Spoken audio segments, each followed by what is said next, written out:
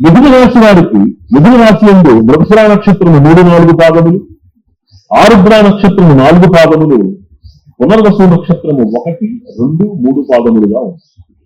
ఈ రాశి వారికి ఆదాయము 8, వ్యయం 11 గాను, రాజపూజ్యము 1, అవమానము 7 గాను.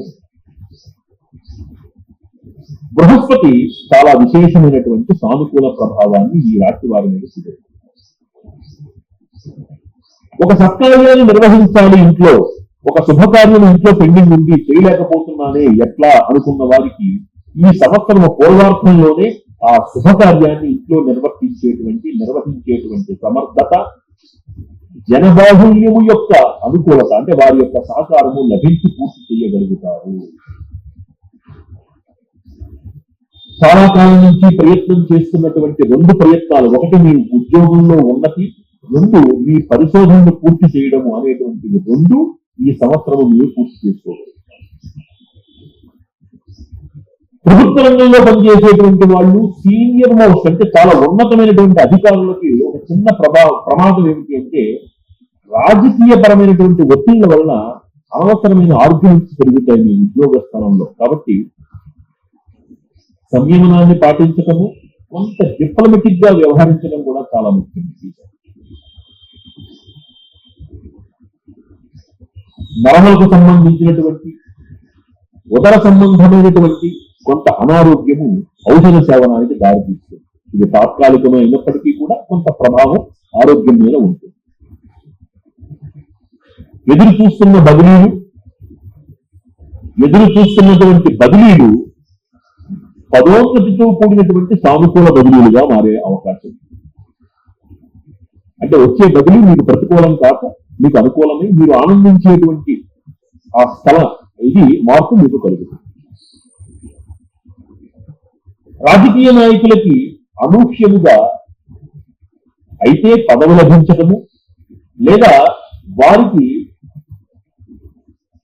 వారు ఒక ఎన్నికలలో విజయం సాధించడము సూచన అవుతుంది. ఎన్నికలలో విజయము లేదా వారి యొక్క ఆ పార్టీలో పదవి అలంకరించడము తథ్యముగా కనబడుతుంది. ఒక్కొక్క చోట బై ఎలక్షన్స్ జరిగేందుకు కూడా అవకాశం ఉంది. ఈసారి బై ఎలక్షన్స్ ఈ సంవత్సరం ఎక్కువ జరుగుతాయి మామూలు కంటే. కళాకారులకి పూర్వార్ధంలో కంటే ఉత్తరార్ధంలో అద్భుతమైనటువంటి విజయావకాశాలు, ఆర్థిక బలము కలిగించేటువంటి అవకాశాలు వారికి లభిస్తాయి. విద్యార్థులకి కొంత సాధారణంగా ఉంటుంది. ఒక ప్రయత్నం మళ్లీ చేయవలసి వస్తుంది విజయాన్ని సాధించడానికి. పోటీ పరీక్షల వాళ్ళలో కూడా కొంచెం ఒక ప్రయత్నం రెండోసారి చేసేటువంటి అవకాశం కనబడుతుంది.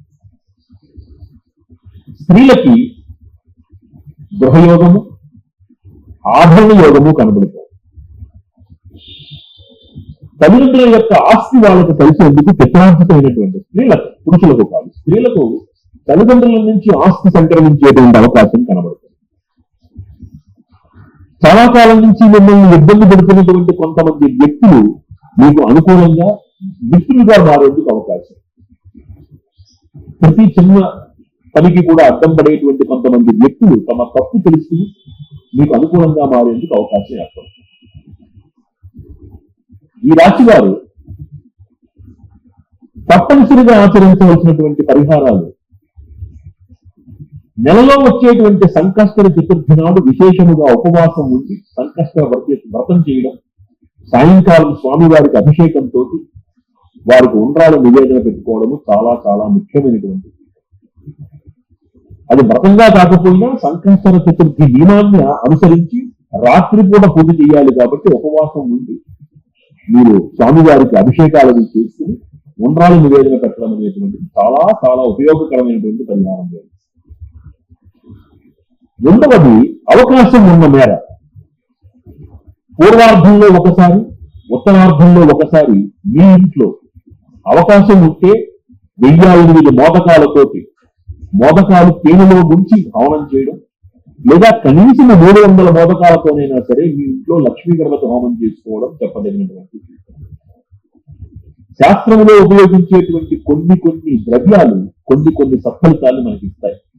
అందులో ఉండ్రాల నివేదన కార్య సాఫల్యతకి, మనస్సు యొక్క ఆనందానికి, ఉల్లాసానికి దోహదపడుతుంది. తేనె శత్రు నివారకంగా ఉపయోగపడుతుంది.